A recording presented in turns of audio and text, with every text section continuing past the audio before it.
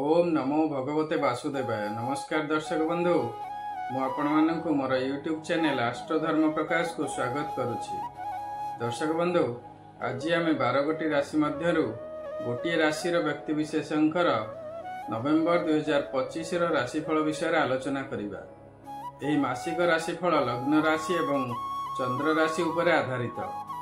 आसंतु प्रथमे देखिबा नवेम्बर 2025 रे राशि चक्र रे ग्रह मानकर स्थिति किपरि अछि। बृहस्पति कर्कट राशि रे अवस्थान करुछंती, केतु सिंह राशि रे अवस्थान करुछंती, रवि एवं शुक्र तुला राशि रे अछंती। 16 नवेम्बर दिन रवि बिच्छा राशि को चलन करिवे। मंगल एवं बुध बिच्छा राशि रे अवस्थान करुछंती। राहु कुंभ राशि रे अछंती एवं शनि मीन राशि रे अछंती। एहा थिला नवेम्बर 2025 रे राशि चक्र रे ग्रह मानकर स्थिति। यदि आपणकर किछि निर्दिष्ट समस्या थाए एवं निज जातकर ज्योतिष शास्त्र सम्मत एनालिसिस करबा को चाहुथांती, तेबे वीडियो रे दिया जाइथिबा नंबर रे जोगाजोग करंतु। वर्तमान पर्यंत जदि मो चैनल को आपण सब्सक्राइब करि नांती, तेबे सब्सक्राइब निश्चय करंतु। भिन्न भिन्न ग्रह मानकर गोचर रे चलन बा राशि परिवर्तन, ग्रह मानकर वक्री चलन, ग्रह मानकर शुभ एवं अशुभ जग विषय रे मो चैनल रे बहुत इनफॉर्मेटिव वीडियो अछि, ताकू देखंतु एवं यार प्रभाव एवं प्रतिकार विषय रे जानंतु। आसंतु देखिबा नवेम्बर 2025 रे सिंह राशि रे व्यक्ति मानकर मासिक राशिफल किपरि अछि। सिंह राशि रे अधिपति ग्रह हेउछंती रवि, जे कि तुला राशि रे अवस्थान करुछंती। तुला राशि रविंकर शत्रु राशि अटे एवं सिंह राशि रे केतु अवस्थान करुछंती। तेणु स्वास्थ्य दृष्टि मासर प्रथम 15 दिन एते भल रहिबो नाही। दुर्बल अनुभव करिवे एवं मानसिक स्तर रे मध्य डिस्टर्ब्ड रहिवे।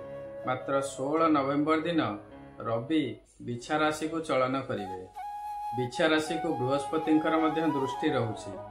तेणु तापरे आपणकर स्वास्थ्य दृष्टि समय टिके भल पड़िबो एवं एनर्जेटिक फील करिवे। मन मध्य प्रफुल्ल रहिबो। वर्तमान आपणकर धन प्राप्ति दृष्टि समय एते भल नाही। धनाधिपति बुध चतुर्थ स्थान रे थिले मध्य वर्तमान शनि आपणकर अष्टम स्थान रे एवं बृहस्पति द्वादश स्थान रे अछंती। तेणु कर्महानि, अर्थव्यय, कार्य रे विलंब, वाणिज्य व्यवसाय रे क्षति इत्यादि हेउथिबो। केतु सिंह राशि रे थिबारु आपण मध्य कोनोसी कार्य आग्रहर सहित करू नथिबे। तेणु आय हेबो नाही। जदि कोनोसी सोर्स रु धन प्राप्तिर संभावना थिबो, ताहा मध्य विलंब हेबो। अजथा खर्च मध्य बढ़ी जाइथिबो। वर्तमान बृहस्पतिंकर दृष्टि बुध एवं शनिंक ऊपर को थिबारु एथिरे सामान्य सुधार आसीपारे। परिवार रे मध्य समय एते भल रहिबो नाही। निज व्यवहार एवं वाणी उपरे संयमता रक्षा करंतु।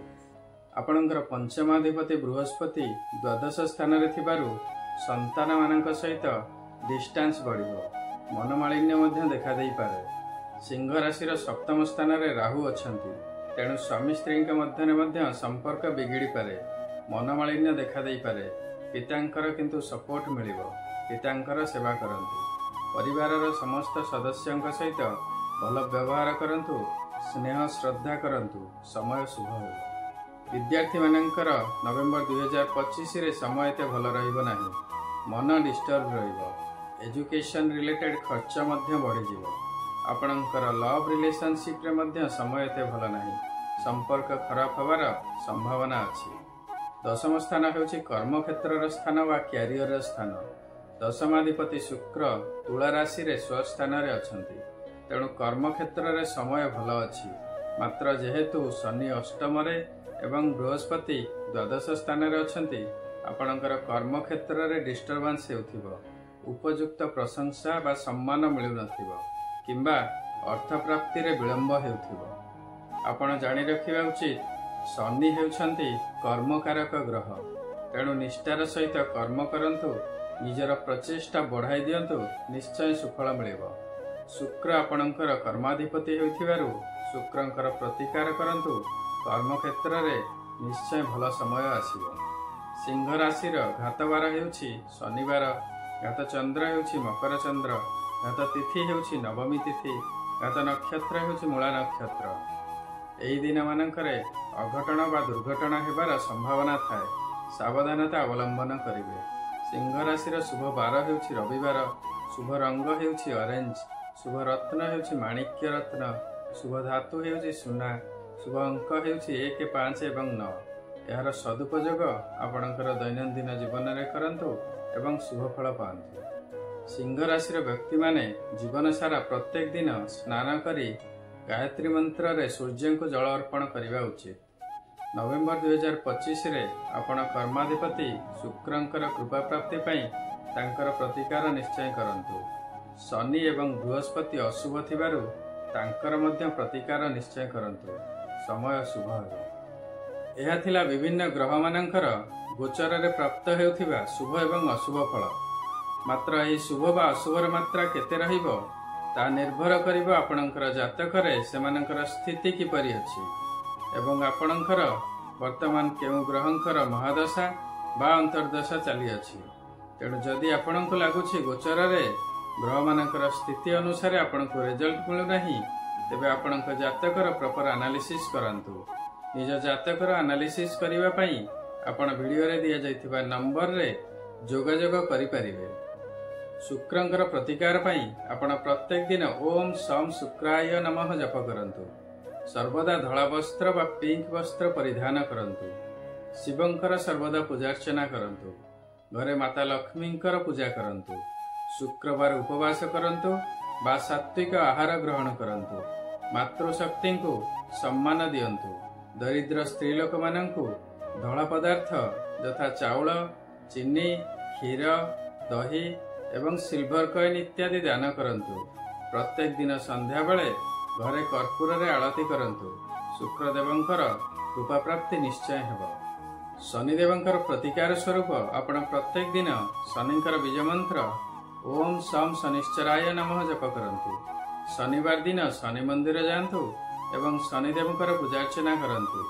ରାଶି ତେଲରେ ଦୀପଟିଏ ଦାନ କରନ୍ତୁ। କାଉ ଏବଂ ଗୁଲା କୁକୁରମାନଙ୍କୁ ପ୍ରତ୍ୟେକ ଦିନ ଖାଇବାକୁ ଦିଅନ୍ତୁ। ଦରିଦ୍ର ଶ୍ରମଜୀବୀ ଏବଂ ସଫେଇ କର୍ମଚାରୀମାନଙ୍କୁ ଖାଦ୍ୟ, କଳା ବସ୍ତ୍ର, କମ୍ବଳ, ଛତା ଇତ୍ୟାଦି ଦାନ କରନ୍ତୁ। ପ୍ରତ୍ୟେକ ଦିନ ହନୁମାନ ଚାଳିଶା ପାଠ କରନ୍ତୁ। ଶନିଦେବଙ୍କର କୃପା ପ୍ରାପ୍ତି ହେବ। ଦେବଗୁରୁ ବୃହସ୍ପତିଙ୍କର ପ୍ରତିକାର ପାଇଁ ଆପଣ ପ୍ରତ୍ୟେକ ଦିନ ଓମ୍ ସହ ଗୁରବେ ନମଃ ଜପ କରନ୍ତୁ। ଯଦି ଗୁରୁ ଦୀକ୍ଷା ନେଇଥିବେ ତେବେ ଗୁରୁ ମନ୍ତ୍ର ଜପ କରନ୍ତୁ। ନିଜର ଇଷ୍ଟ ଦେବତା ବା ଇଷ୍ଟ ଦେବୀଙ୍କର ଶ୍ରଦ୍ଧାପୂର୍ବକ ପ୍ରତ୍ୟେକ ଦିନ ପୂଜା କରନ୍ତୁ। ପ୍ରତ୍ୟେକ ଦିନ ଓମ୍ ନମଃ ଶିବାୟ ଜପ କରନ୍ତୁ ଏବଂ ପ୍ରତ୍ୟେକ ସୋମବାର ଶିବ ମନ୍ଦିର ଯାଆନ୍ତୁ, ଶିବଙ୍କର ପୂଜା କରନ୍ତୁ। ନିଜର କୁଳ ପୁରୋହିତ ଏବଂ ବ୍ରାହ୍ମଣଙ୍କ ସହିତ ସମ୍ପର୍କ ଭଲ ରଖନ୍ତୁ। ପିତାମାତାଙ୍କର ସେବା କରନ୍ତୁ। ଦେବଗୁରୁ ବୃହସ୍ପତିଙ୍କର କୃପା ପ୍ରାପ୍ତି ହେବ। ଆଶା କରୁଛି ଏହି ଭିଡ଼ିଓଟି ଆପଣଙ୍କୁ ନିଶ୍ଚୟ ଭଲ ଲାଗିଥିବ। ଯଦି ଭଲ ଲାଗିଛି ତେବେ ଭିଡ଼ିଓଟିକୁ ଲାଇକ୍ କରନ୍ତୁ ଏବଂ ସେୟାର କରନ୍ତୁ। ବର୍ତ୍ତମାନ ପର୍ଯ୍ୟନ୍ତ ଯଦି ମୋ ଚ୍ୟାନେଲକୁ ଆପଣ ସବସ୍କ୍ରାଇବ୍ କରିନାହାନ୍ତି ତେବେ ସବସ୍କ୍ରାଇବ୍ ନିଶ୍ଚୟ କରନ୍ତୁ। ଆପଣଙ୍କର ମତାମତ କମେଣ୍ଟ ସେକ୍ସନରେ ନିଶ୍ଚୟ ଦେବେ। ସର୍ବେ ଭବନ୍ତୁ ସୁଖିନଃ, ସର୍ବେ ସନ୍ତୁ ନିରାମୟା, ସର୍ବେ ଭଦ୍ରାଣି ପଶ୍ୟନ୍ତୁ, ମା କଶ୍ଚିତ୍ ଦୁଃଖଭାଗ୍ ଭବେତ୍। ଓମ୍ ନମଃ ଶିବାୟ। ନମସ୍କାର।